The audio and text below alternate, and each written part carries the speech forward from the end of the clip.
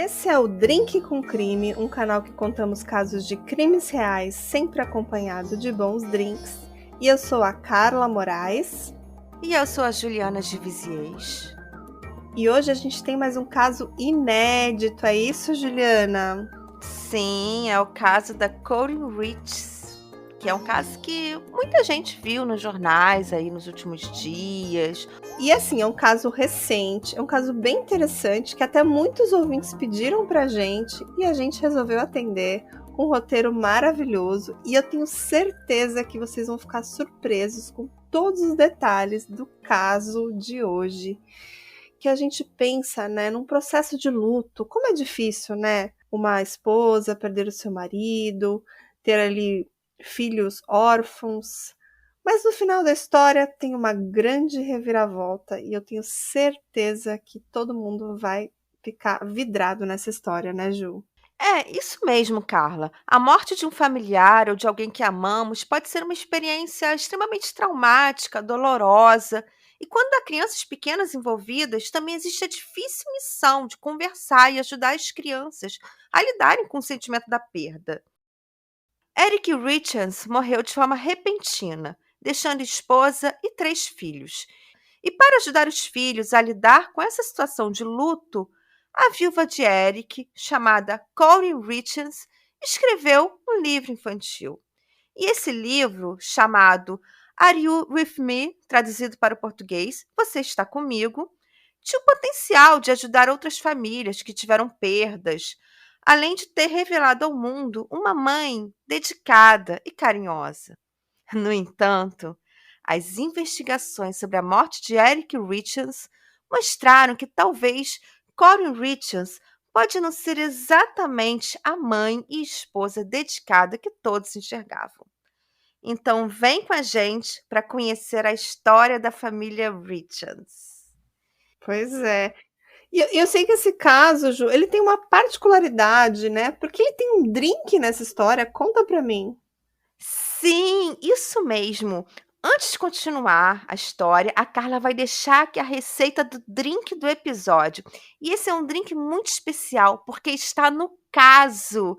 E hoje teremos realmente um drink com crime, um drink criminoso, um caso assim com uma pitada de Agatha Christie, sabe? E é um drink que eu adoro, que é o Muscle Mule. E quem não tomou ainda tem que experimentar. Então pega um papel, pega uma caneta e anota essa receita. Vocês vão precisar de 50 ml de vodka, 3 colheres de chá de xarope de gengibre, 100 ml de água com gás, o suco de meio limão e meia colher de sopa de açúcar e bastante gelo. Em uma caneca, vocês vão colocar o gelo e a vodka. Vocês vão adicionar o suco de limão, o açúcar e o xarope de gengibre e completar a mistura com água com gás e mexer suavemente. E se vocês preferirem, pode colocar ali uma rodelinha de limão para enfeitar e fica uma delícia. E quem gosta também pode colocar aquela espuminha por cima para dar aquele charme especial. E ele tá na história de hoje, então assim, tem que provar. Quem nunca tomou Musky Mule, tem que experimentar. Então vamos lá pro caso de hoje, gente. Bora? Bora! Eric Richards trabalhava como empreiteiro de obras e tinha sua própria construtora. E devido ao seu trabalho, ele estava sempre indo às lojas de materiais de construção e fazia amizade com as pessoas que trabalhavam nessas lojas. Um dia, ele conheceu uma mulher linda que trabalhava no caixa da loja de material de construção. E ele logo se interessou por ela, assim como ela também se interessou por ele. E o nome dessa mulher era Corinne Darden. E ela era considerada uma das mulheres mais bonitas da sua pequena cidade de Summit County, no estado de Utah, nos Estados Unidos. Eric já tinha sido casado. Quando ele tinha 20 anos, ele se casou com uma mulher chamada Julie Georgeson. E o divórcio deles foi um processo complicado emocionalmente e financeiramente, o que deixou Eric traumatizado e receoso de se casar novamente. Ele ficou muito tempo solteiro, mas quando conheceu a Corey, ele sentiu que era a pessoa certa, que aquele era o momento, a pessoa que valia a pena assumir um relacionamento sério novamente. e tudo que ele queria era se casar com a Corey. Quando Corey finalmente aceitou seu convite para o encontro, eles se tornaram inseparáveis. Eric era divertido, estava sempre rindo, e ele era uma daquelas pessoas naturalmente engraçadas, que fazem todo mundo rir, e era muito animado, vivaz, bem generoso. Já a Corey, ela era meiga, era uma menina doce, educada, que falava baixinho. Ela é muito inteligente e também uma pessoa muito dedicada, que sempre trabalhou e sempre teve a própria renda. E o romance entre os dois parecia de conto de fadas, embora eles viessem de origens diferentes. O Eric nasceu em 13 de maio de 1982 e ele era filho de Jean e da Linda Richings. E Eric era o filho mais velho e tinha duas irmãs mais novas, a Amy e a Katie. E os Richings eram realmente Richings, ou seja, ricos pra caramba. E a família era super conhecida na pequena cidade de Summit County, em Utah. E eles moravam num rancho, numa propriedade rural luxuosíssima. E na cidade tem até nome de prédios com o nome da família Richings, e eles também eram membros da igreja Mormon. O Eric sempre adorou esportes e cresceu aprendendo o valor do trabalho. E quando o Eric era jovem, ele fez uma viagem missionária de 2 anos para a cidade do México, que é muito comum, assim, desses jovens missionários mormons ir para um país ali diferente. E nessa viagem ele também pôde melhorar o seu espanhol. E depois dessa viagem missionária, ele foi para a Universidade de Utah e conseguiu um diploma de bacharelado em relações internacionais. E após se formar, ele abriu sua própria construtora com seu melhor amigo, o Cody, como sócios, e os negócios iam muito bem, dando um excelente retorno financeiro para o Eric, que, aliás, fazia dele um solteiro cobiçado, né? Um partidão. E ele adorava caçar, ele tinha várias armas e participava de várias viagens para caçar, e ele também valorizava muito a família, né? Já Corey Darden nasceu em 1º de abril de 1990, Dia da mentira. né? E era filha da Elisa e do Ronald Darden. Ela tinha mais 2 irmãos e uma irmã. E a Corey e os seus irmãos foram criados quase que exclusivamente pela sua mãe, já que o pai dela foi morar em outro estado. E ele, infelizmente, teve muitos problemas com álcool e ele veio a falecer em 2010, aos 57 anos. E a Corey também sempre foi muito independente, ela sempre trabalhou, ela também teve vários empregos durante a vida e chegou a se formar em administração pela Weber University e fez um mestrado em recursos humanos pela Utah State University. E após a Corey e o Eric começarem a namorar, não demorou muito para ficarem noivos. E eles se casaram em 2013. A partir daí, a Corey adotou o sobrenome do marido e passou a ser chamada de Corey Richards. No entanto, no dia do casamento, aconteceu algo que a Corey jamais esperaria. Antes da cerimônia acontecer, Linda Richards, a mãe de Eric, apresentou a Corey um acordo pré-nupcial. A Linda estava preocupada que seu filho passasse pelos mesmos transtornos do primeiro casamento, que acabou em um divórcio conturbado. Eu acho o máximo isso, gente. Eu queria ser tão rica o suficiente que ter que fazer um acordo pré-nupcial desse nível. Ah, eu também, amiga, também, mas eu tô longe. Imagina o meu acordo, vamos dividir o PlayStation. Metade dos jogos sou meu, metade dos jogos, então dividir os gastos, né? Eu fico com o fantasma, você fica com o Mialço. É, dividir os pets. É, complicado. Mas, continuando. E nesse acordo que a Linda propôs, dizia que nem Eric nem a Corey teriam direitos a bens ou pensão caso eles se divorciassem. Mas caso um deles falecesse, o viúvo ou viúva teria todos os direitos sobre os bens do companheiro, o que incluiria a parte de Eric na sua empresa de construção civil, avaliada em 2,5 milhões de dólares, além de um gordo seguro de vida e imóveis como a bela e confortável casa em que Eric e Corey iriam morar. Corey não gostou nem um pouco do acordo, mas não teve escolha e assinou o acordo pré-nupcial. Após o casamento, a vida parecia perfeita e a Corey abriu sua própria corretora de imóveis junto com um de seus irmãos e também abriu sua própria empresa de faxina.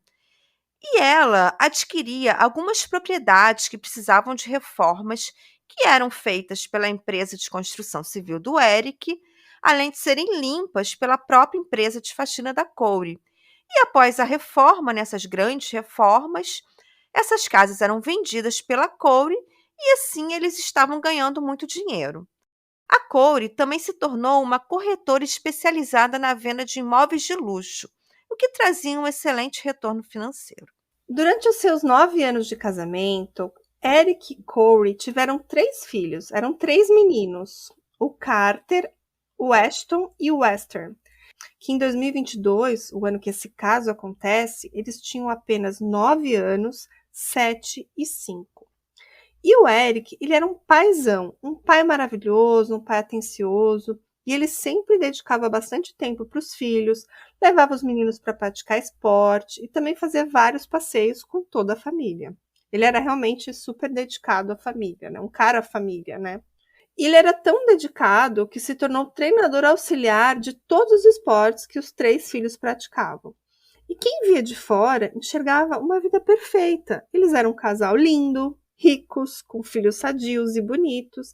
E eles estavam sempre juntos, rindo. Era a imagem da família feliz. E tudo isso com uma gorda conta bancária.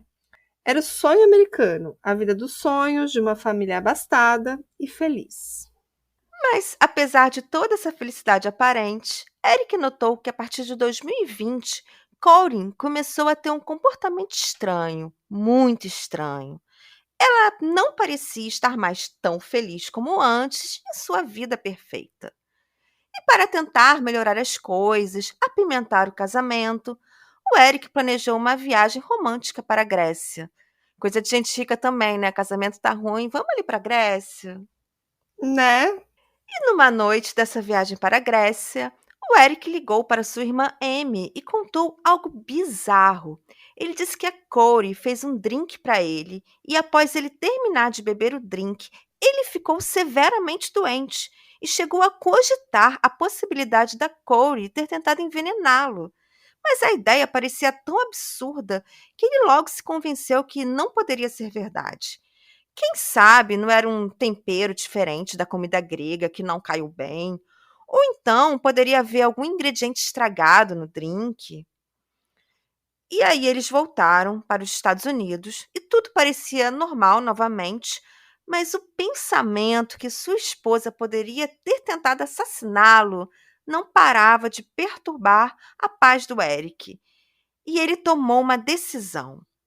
E sem contar a sua esposa, Eric transferiu todas as suas propriedades e sua parte no negócio da construtora para um fundo gerido pela sua irmã Kate, no qual, caso ele falecesse, Kate administraria seus bens até a maioridade de seus filhos, ou seja, Corey não receberia nada caso Eric falecesse.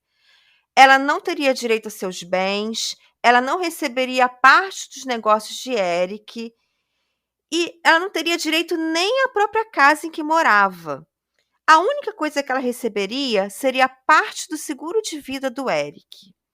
E o Eric tinha um seguro de vida na qual havia 2 beneficiários, a Corey e o Cody, que era sócio e melhor amigo de Eric. E o motivo pelo qual o Cody está no seguro era, caso o Eric morresse, Cody poderia usar a parte do seguro para comprar a parte do negócio do Eric. E aí, pelo que eu entendi, o Cody também colocou o Eric no seguro dele, então seria um seguro recíproco. Os 2 anos seguintes foram tranquilos, com a família Richards vivendo sua vida dos sonhos. Em 2022, havia uma fazenda com uma grande mansão à venda na cidade vizinha de Midway, e a Corey queria muito comprar essa propriedade para reformar e vender. A propriedade era gigante, ficava numa área rural e tinha cerca de 20 mil hectares. O preço da fazenda era de 2 milhões de dólares e ainda precisava de muitas reformas que seriam extremamente caras. e o Eric achou que não seria um bom negócio. Eles teriam que investir muito dinheiro e seria difícil encontrar um comprador com tanta grana para fazer o negócio valer a pena. E tinha mais uma outra questão que estava influenciando o Eric nessa situação. Os negócios da Corey não estavam tão bem assim. Ela vinha fazendo vários empréstimos para comprar as casas que ia reformar e já estava devendo cerca de 4 milhões de dólares para os credores. Então, definitivamente, comprar um imóvel avaliado em 2 milhões de dólares não seria uma boa ideia. Mas a Corey discordava. Ela realmente achava que esse negócio geraria lucro para ela quitar suas dívidas e estava obcecada com a ideia de comprar aquela mansão.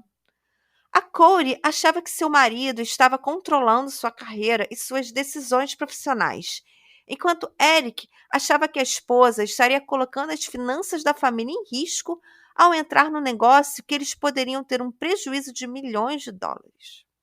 E eles seguiram brigando e discutindo sobre a venda dessa casa, quando uma outra coisa bizarra aconteceu. Vocês lembram do seguro de vida do Eric, que tinha como beneficiários a Corey e o Cody, o melhor amigo e sócio do Eric? Em janeiro de 2022, o Eric recebeu uma notificação da seguradora de vida, confirmando uma alteração no seguro realizada online. E essa alteração ele não tinha realizado. E nessa modificação da pólice de seguros, a Corey se tornava a única beneficiária do seguro do marido, retirando o amigo dele e sócio, o Cody, dessa história.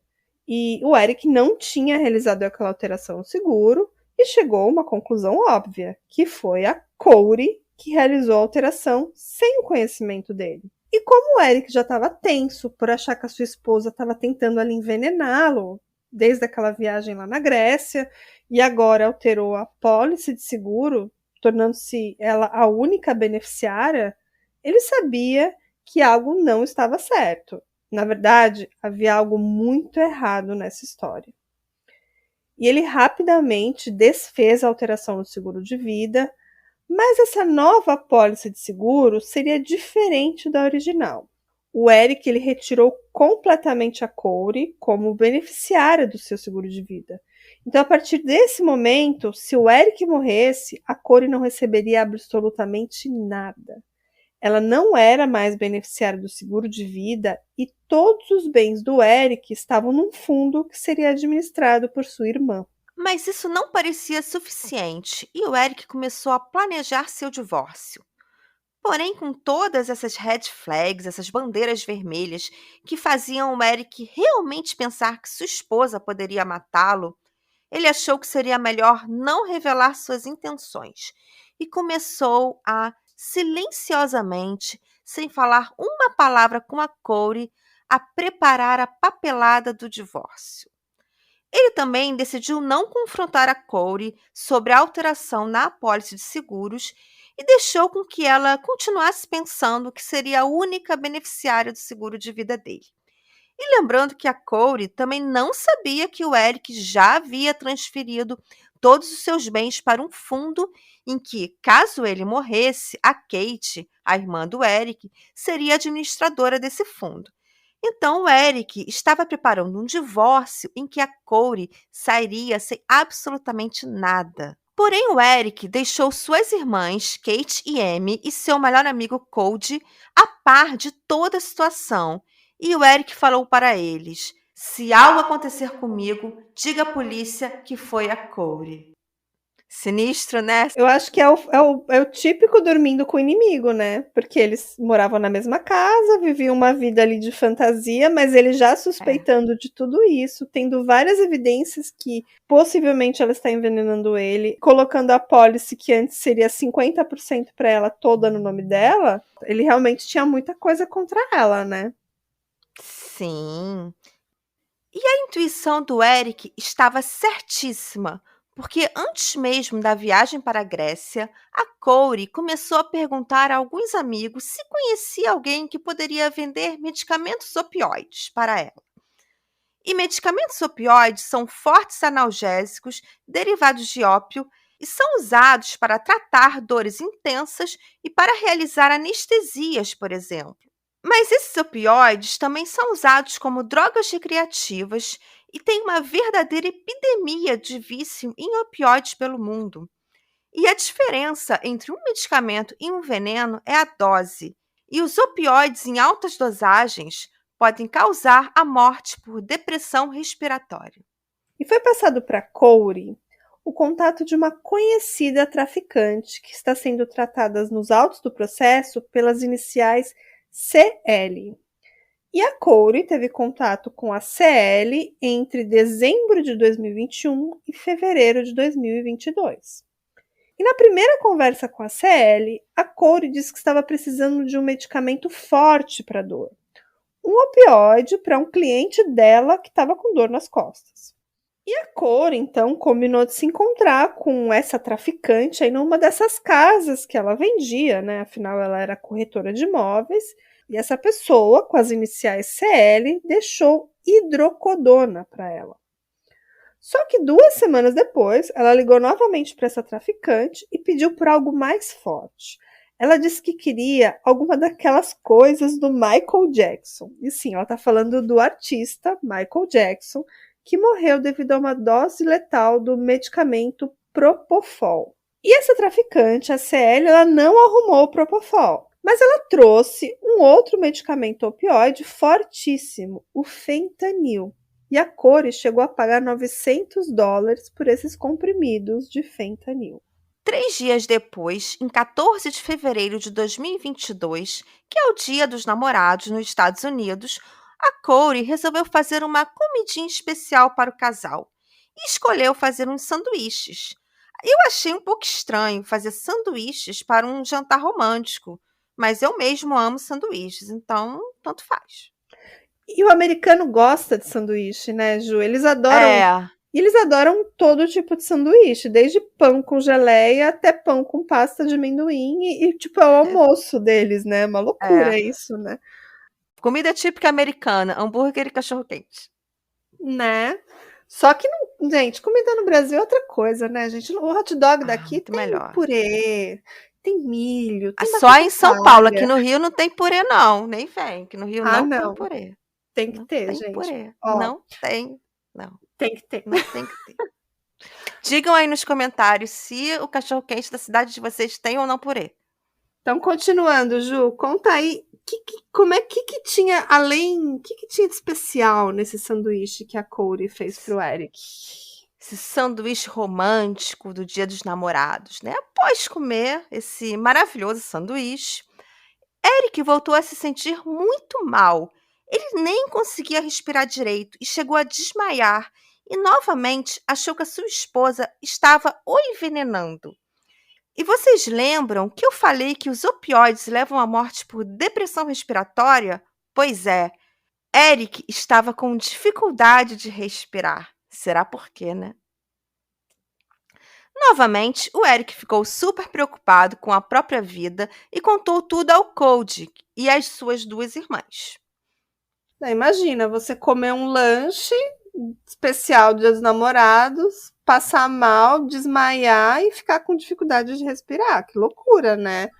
Pois é.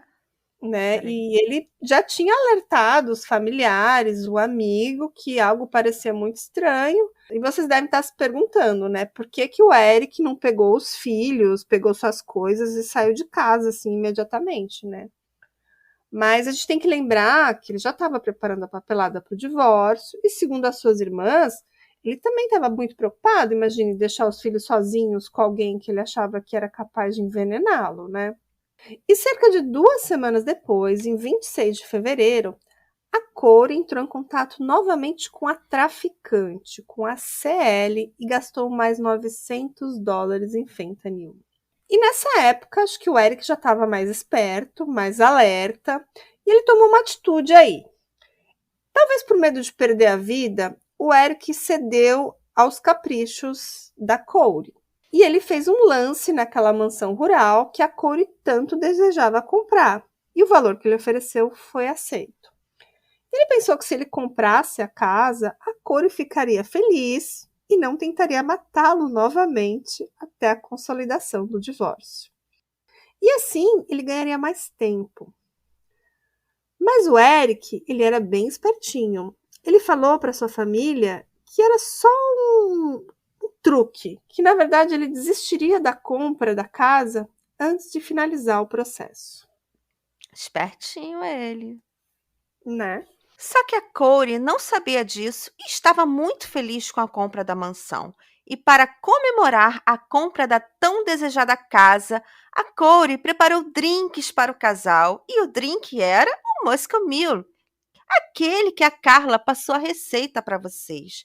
Só que a receita do Moscow Mule da Corey tinha um ingrediente extra, uma dosezinha letal de fentanil.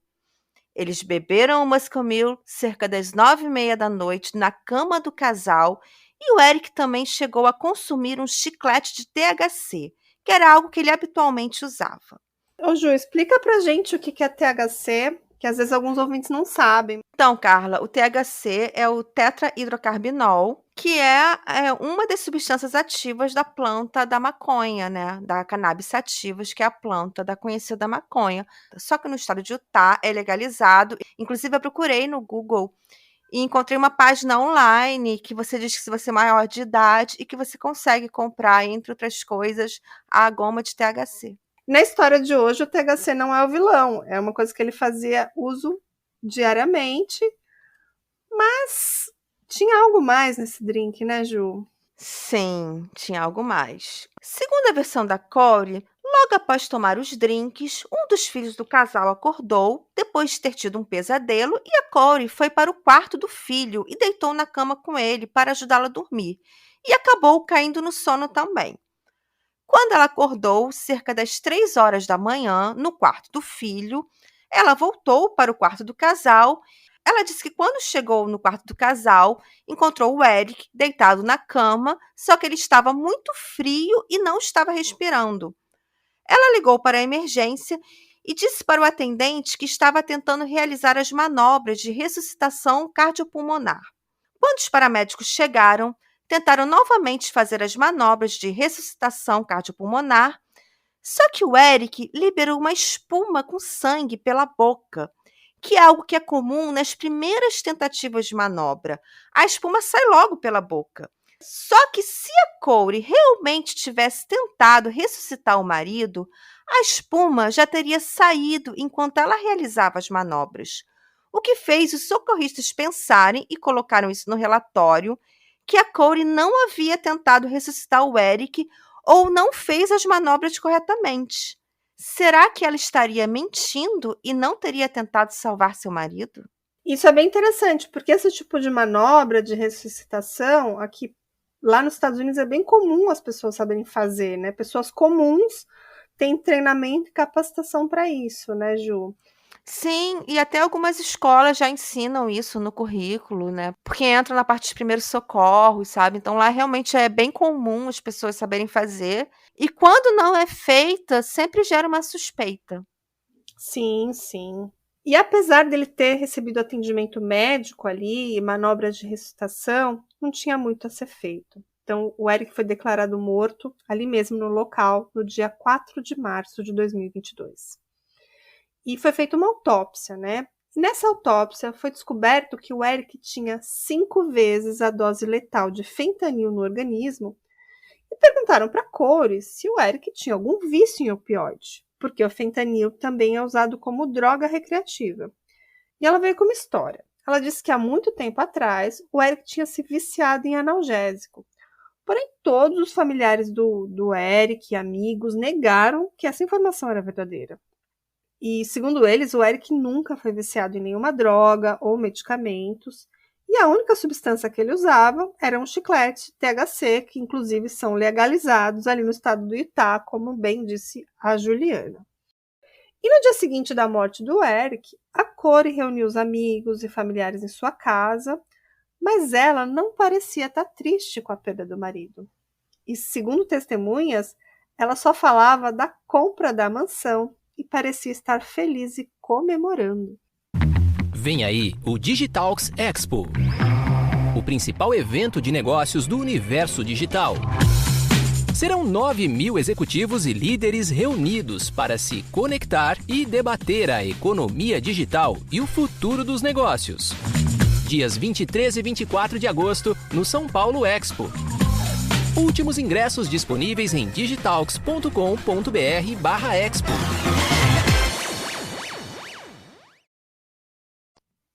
Uma das irmãs do Eric, a Amy, estava na casa do Eric nessa reunião e acabou dormindo na residência.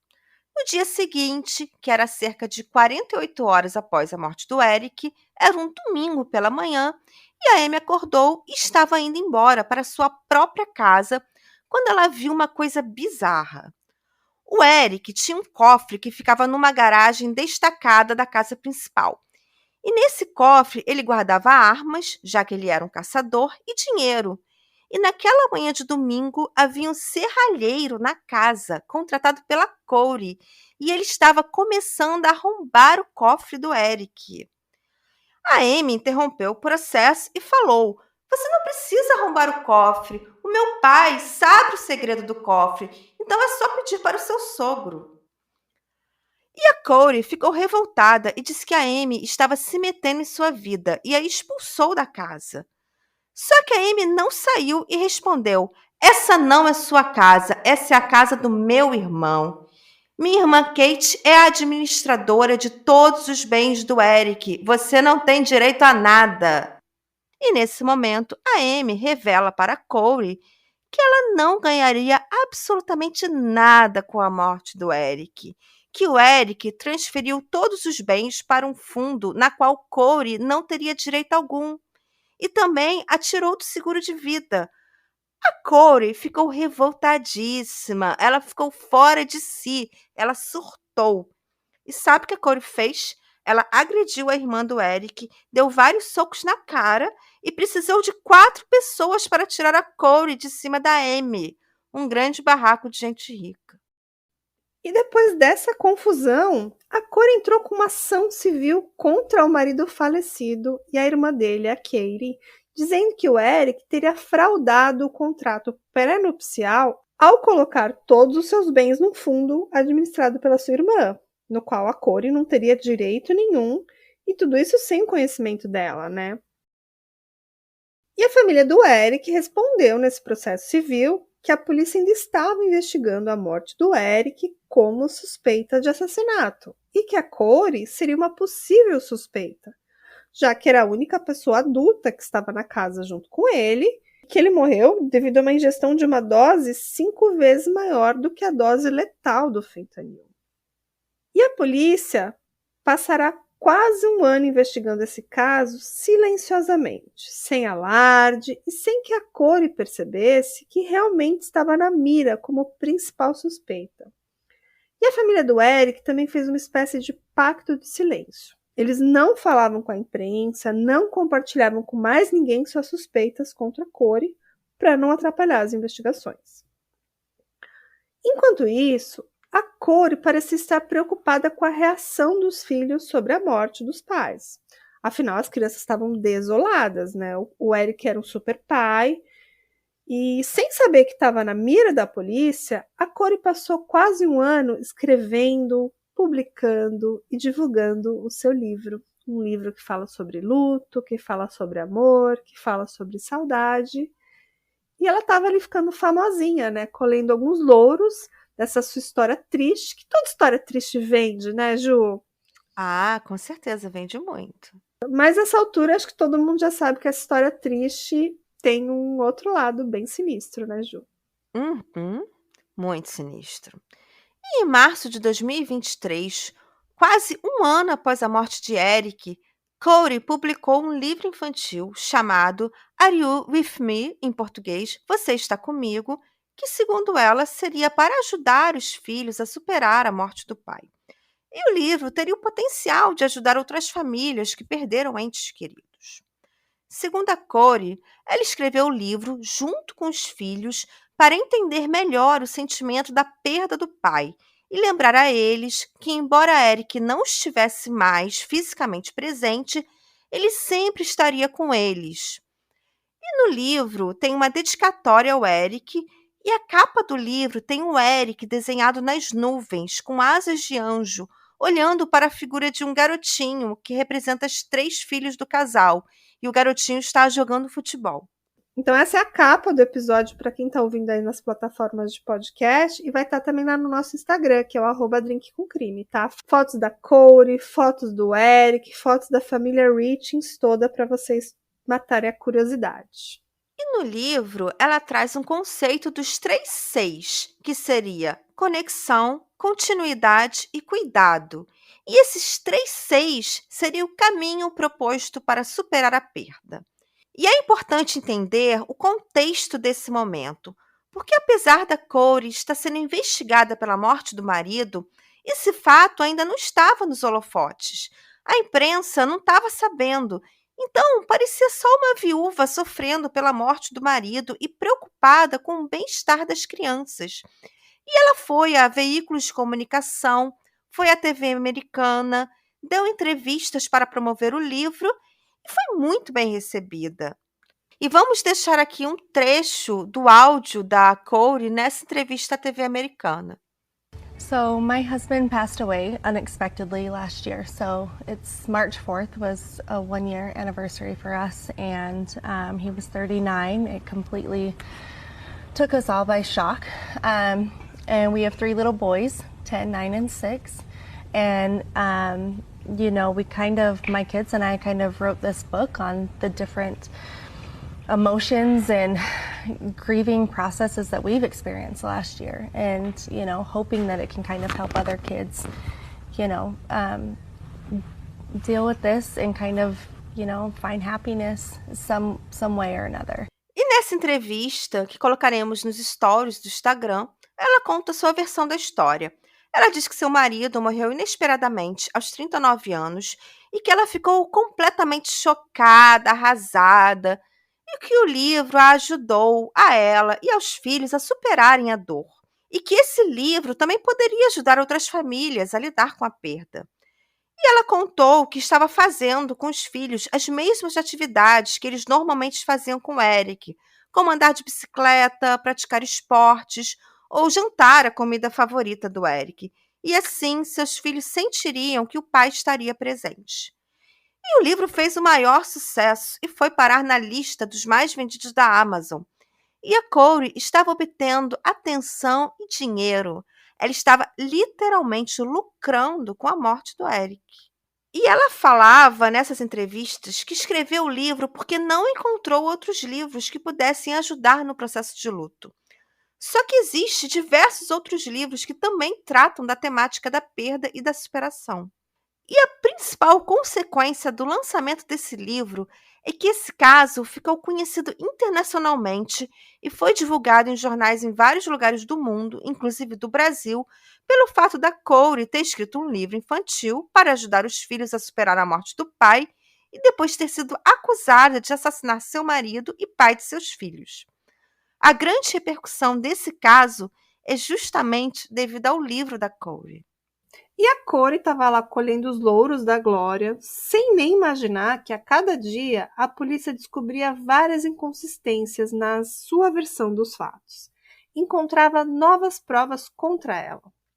E no dia 8 de maio de 2023, 2 meses após lançar o seu livro e apenas 3 semanas depois de aparecer na televisão americana para divulgação, a Corey Richings, de 33 anos, foi presa e acusada de assassinar o seu marido, o Eric Richings, que estava então com 39 anos.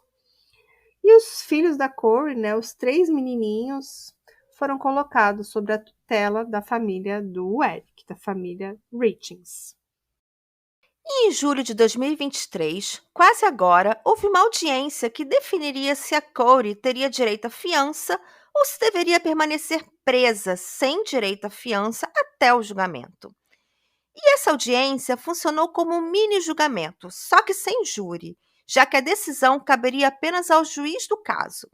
Mas foram ouvidas testemunhas, a acusação e a defesa apresentaram seus principais argumentos e acredita-se que o julgamento será muito parecido com essa audiência de fiança. E foi nessa audiência que vieram a público as principais informações desse caso. Algumas eu já citei até aqui, no entanto, há outras evidências que vamos discutir agora. E só a título de curiosidade, nessa audiência, a Corey, ela estava muito bonita, com os cabelos presos e usando uma camisa branca de manga. E as mangas eram usadas para esconder as algemas. Só que de vez em quando ela ia chorar, ela acabava mostrando as algemas e a câmera dava um zoom, sabe? A câmera bem fofoqueira. Dava um zoom para mostrar as algemas. E nessa audiência, a acusação disse que a Corey usou o livro infantil para lucrar com a morte do marido e trouxe como testemunha os principais investigadores do caso e uma das irmãs do Eric, a Amy, que relatou todas as tentativas anteriores de envenenar o Eric por parte da Corey e a alteração na apólice de seguro do marido. E o depoimento da Amy foi muito emocionante e no final ela pede ao juiz que, em nome da segurança de seus sobrinhos, não deixe a Corey livre até o julgamento.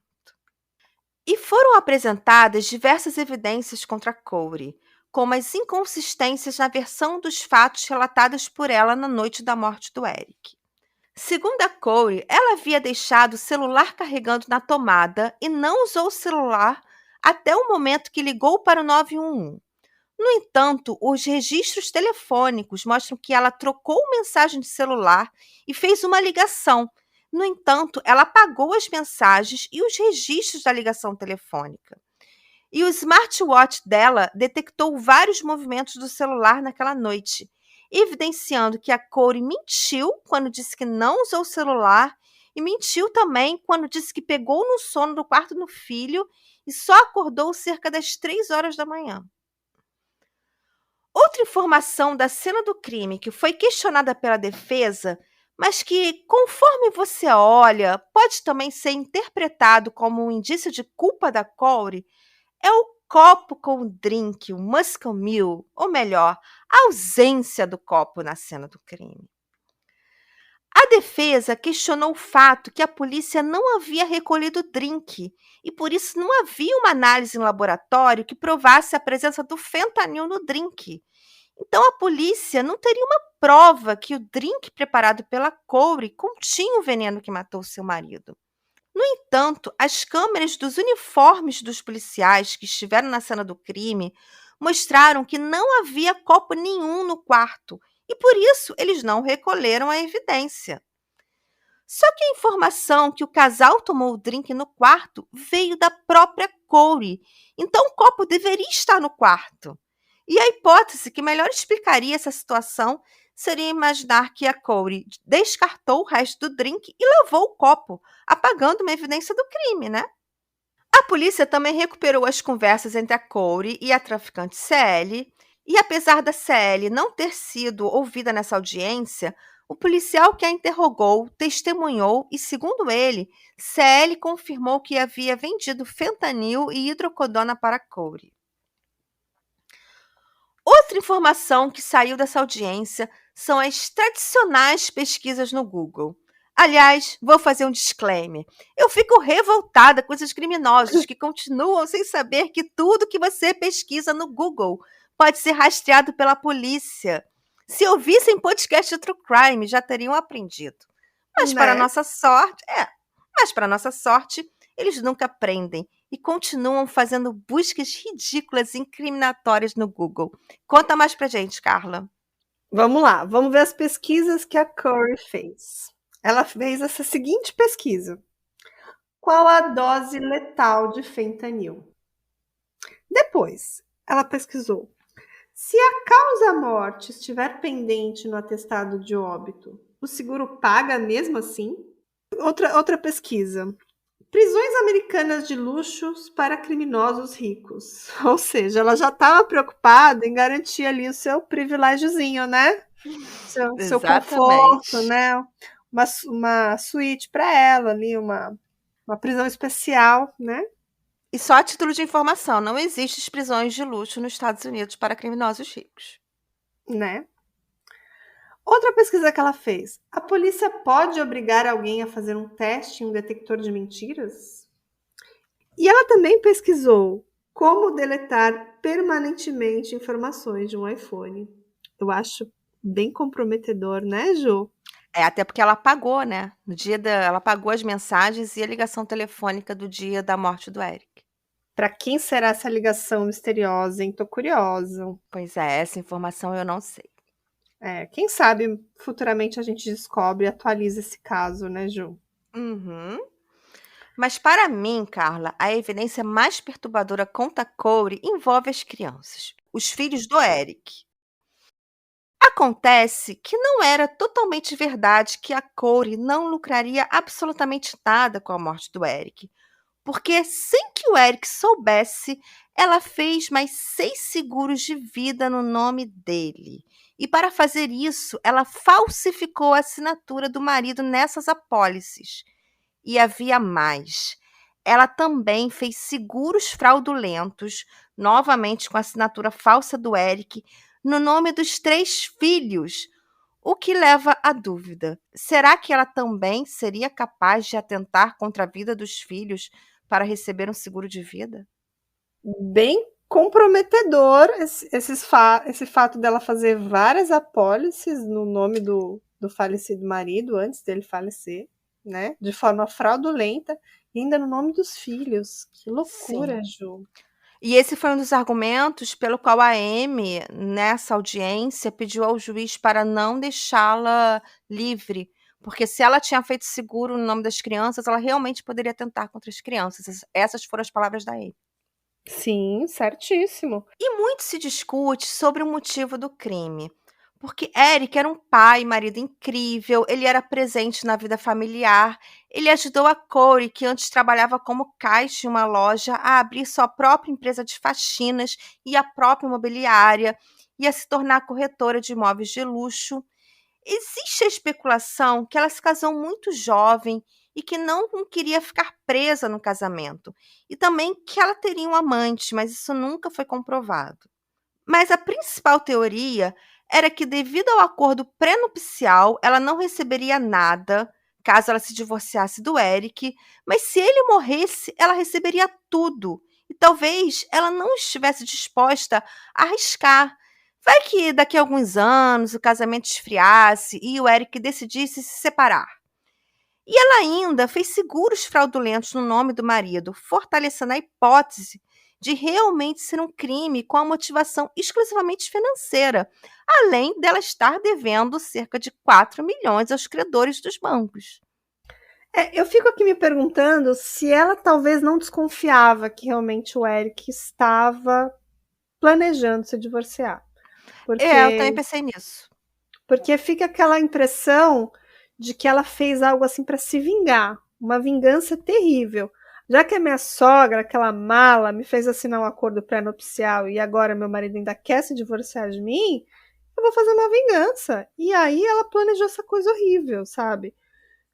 Fico aqui imaginando que ela tentou por várias vezes matá-lo, já sabendo que o casamento estava fracassando, mas que dessa vez ela falou: não, agora o negócio é sério. E ela realmente levou a cabo essa atitude aí de matar o Eric. E que forma terrível, né? Dentro da própria casa, por envenenamento, que eu sei que é uma morte muito cruel. E fico imaginando que desculpa que ela inventou para os filhos, né? Porque como é que você explica a morte de um cara de 39 anos dentro da própria casa, né? Escrevendo um livro infantil. E dizendo: ai, meu marido se foi.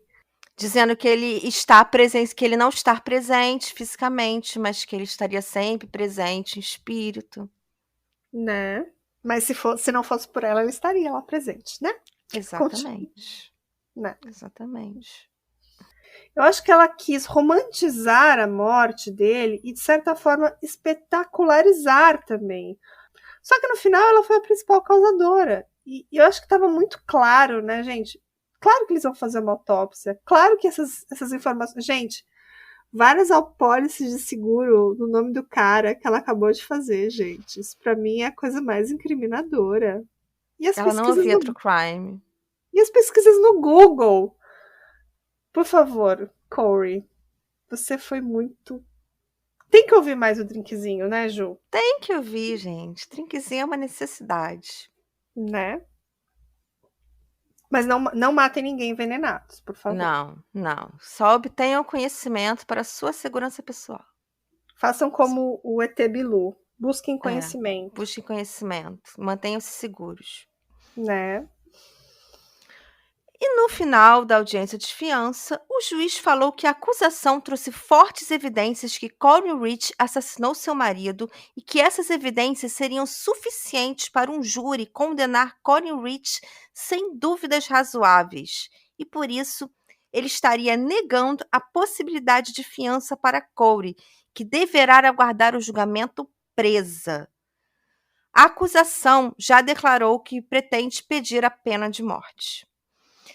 Eu vou continuar acompanhando esse caso. Se após o julgamento houver bastante novidades, faremos uma parte 2 do episódio. Mas se não houver muita novidade, nós divulgaremos o resultado do julgamento em nossas redes sociais.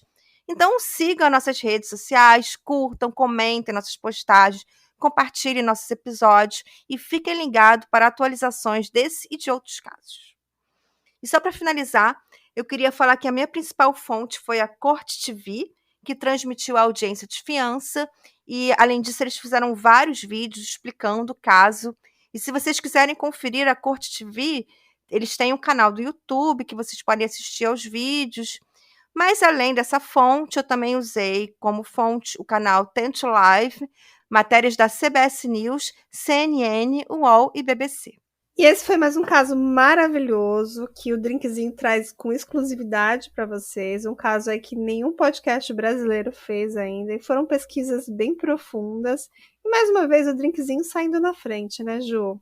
Sim, com certeza. Sempre primeiro. Então vou aproveitar e mandar um abraço para todos os apoiadores lá no nosso grupo do Drinkzinho. Para quem não é apoiador ainda, gente, tá perdendo, né, Ju? Ah, com certeza. O nosso grupo é maneiríssimo. Sim. Nos apoiem o Drinkzinho. E se você não puder apoiar, compartilha, chama seu amigo que gosta de True Crime, venha conhecer a palavra do Drinkzinho e ajude o nosso canal a seguir crescendo. E a gente adora estar aqui toda semana com vocês. E semana que vem tem mais um caso. E tem um caso também que eu acho que vai ser inédito. E olha, vai ter uma participação especial também de uma apoiadora. E ó, tá show o episódio da semana que vem. Tá imperdível. E também é um caso que muita gente pediu. Então, assim, a gente está atendendo vários pedidos de ouvintes. Então, a gente vai anotando aqui. A gente nem sempre consegue dizer quem que indicou o caso, porque a gente se perde aqui nas informações. Mas a gente sempre ouve as indicações de vocês. E para apoiar a gente, vocês têm que correr lá na Aurelo. Tem apoios a partir de R$3. E tem também a opção de pagamento por Pix. Se vocês quiserem mais informações, pode falar com a gente lá no direct do nosso Instagram, que é o Drink com Crime. E vamos pedir pra galera avaliar a gente nas plataformas, Ju? Sim, por favor, nos avaliem com 5 estrelas. Sim, pode deixar um comentáriozinho lá na Apple Podcast também, quem puder. Quem quiser elogiar a gente, quem quiser falar bem da gente, por favor, deixa um comentáriozinho pra nós. E comentem também lá Comentem também o que vocês acharam do episódio de hoje lá no Spotify, para quem nos ouve por lá. Ficamos por aqui, vamos deixar abraço para todo mundo, beijos para todos e até semana que vem. Tchau! Tchau!